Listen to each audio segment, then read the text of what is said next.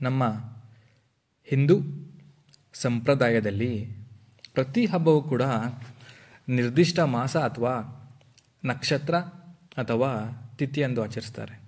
ಆದರೆ ಕೆಲವು ಹಬ್ಬಗಳು ಮಾತ್ರ ನಿರ್ದಿಷ್ಟ ದಿನಗಳಲ್ಲಿಯೇ ಆಚರಿಸುವುದು ರೂಢಿಯಲ್ಲಿದೆ. ಶ್ರಾವಣ ಮಾಸದಲ್ಲಿ ಬರುವ ನಾಗರ ಪಂಚಮಿ ಹಬ್ಬವಾದ ನಂತರ ಪೌರ್ಣಮಿಗಿಂತ ಮುಂಚೆ ಬರುವ ಶುಕ್ರವಾರದಂದು ವರಮಹಾಲಕ್ಷ್ಮಿ ಹಬ್ಬವನ್ನು ಆಚರಿಸ್ತಾರೆ. ವಿದ್ಯೆಗೆ ಬ್ರಹ್ಮನ ಅರಸಿ ಸರಸ್ವತಿ ಅಧಿದೇವತೆಯಾದರೆ ಸುಖ ಮತ್ತು ಸಂಪತ್ತುಗಳಿಗೆ ವಿಷ್ಣುವಿನ ಪತ್ನಿ ಮಹಾಲಕ್ಷ್ಮಿಯೇ ಅಧಿದೇವತೆ. ಯಾರಿಗೆ ಲಕ್ಷ್ಮಿ ಚೆನ್ನಾಗಿ ಒಲಿದಿರುತ್ತಾಳೋ ಅವರ ಬಾಳು ಹಸನಾಗುತ್ತದೆ. ಇದರಿಂದ ಬಹುತೇಕರು ಸರಸ್ವತಿಗಿಂತ ಲಕ್ಷ್ಮಿಯನ್ನೇ ಒಲಿಸಿಕೊಳ್ಳಲು ಬಯಸ್ತಾರೆ.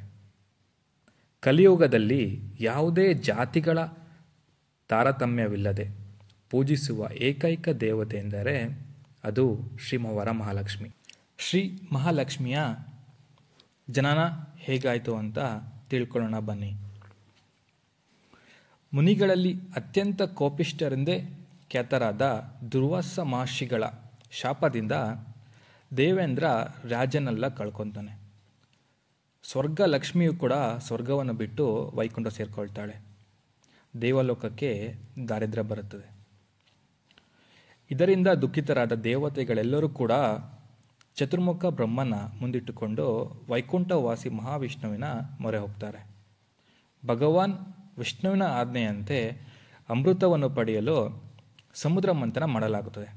ರಾಕ್ಷಸರು ಮತ್ತು ದೇವತೆಗಳು ಸೇರಿ ಮಂದಾರ ಪರ್ವತವನ್ನು ಕಡಿಯುಲಾಗಿ ಮಾಡಿಕೊಂಡು ವಾಸುಕಿಯ ಸಹಾಯದೊಂದಿಗೆ ಸಮುದ್ರ ಮಂಥನ ಮಾಡ್ತಾರೆ. ಸಮುದ್ರ ಮಂಥನ ಮಾಡ್ತಿರುವಾಗ ಕ್ಷೀರಸಾಗರದಲ್ಲಿ ಪರಿಶುದ್ಧವಾಗಿ ಶ್ವೇತ ವರ್ಣದಲ್ಲಿ ಶ್ರೀ ಮಹಾಲಕ್ಷ್ಮಿಯ ಜನನ ಆಗುತ್ತದೆ. ಸಮುದ್ರ ಮಂಥನದಲ್ಲಿ ಹುಟ್ಟಿದ ವರಮಹಾಲಕ್ಷ್ಮಿಯನ್ನು ಸಮುದ್ರ ರಾಜನ ಪುತ್ರಿ, ಚಂದ್ರನ ತಂಗಿ ಮತ್ತು ಕ್ಷೀರ ಸಮುದ್ರ ಸಂಭವೆ ಎಂದು ಕೂಡ ಕರೆಯುತ್ತಾರೆ. ವರಮಹಾಲಕ್ಷ್ಮಿ ವ್ರತ ಮತ್ತು ಇದರ ಮಹತ್ವದ ಬಗ್ಗೆ ತಿಳ್ಕೊಳ್ಳೋಣ ಬನ್ನಿ. ಒಮ್ಮೆ ಶಿವ ಮತ್ತು ಪಾರ್ವತಿಯರಿಬ್ಬರು ಕೂಡ ಏಕಾಂತದಲ್ಲಿ ಮಾತಾಡ್ತಿರ್ತಾರೆ. ಆಗ ಪಾರ್ವತಿಯವರು ಕೇಳ್ತಾರೆ, ಈ ಜಗತ್ತಿನ ಉದ್ಧಾರಕ್ಕಾಗಿ ಯಾವ ವ್ರತ ಮಾಡಿದ್ರೆ ಶ್ರೇಷ್ಠ ಅಂತ. ಆಗ ಈಶ್ವರ ಅವರು ಹೇಳ್ತಾರೆ, ವರಮಹಾಲಕ್ಷ್ಮಿ ವ್ರತವೇ ಅತ್ಯಂತ ಶ್ರೇಷ್ಠವಾದ ವ್ರತ ಅಂತ. ಆ ವ್ರತದ ಬಗ್ಗೆ ಪಾರ್ವತಿಯವರಿಗೆ ಒಂದು ಕಥೆ ರೂಪದಲ್ಲಿ ಕೂಡ ಹೇಳ್ತಾರೆ, ಏನಕ್ಕೆ ಈ ವ್ರತ ತುಂಬ ಶ್ರೇಷ್ಠ ಅಂತ.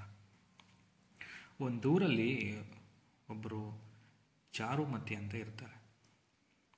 ಆಕೆ ತುಂಬ ಬಡತನದಲ್ಲಿದ್ದರೂ ಕೂಡ ಕಾಯಿಲೆ ಪೀಡಿತರಾದ ಅತ್ತೆ ಮತ್ತು ಮಾವಂದಿರನ್ನ ತುಂಬ ಚೆನ್ನಾಗಿ ನೋಡ್ಕೊತಿರ್ತಾಳೆ. ಎಷ್ಟೇ ಚೆನ್ನಾಗಿ ನೋಡಿಕೊಂಡ್ರೂ ಕೂಡ ಅವರ ಕಾಯಿಲೆ ಮಾತ್ರ ಗುಣ ಆಗ್ತಿರಲ್ಲ.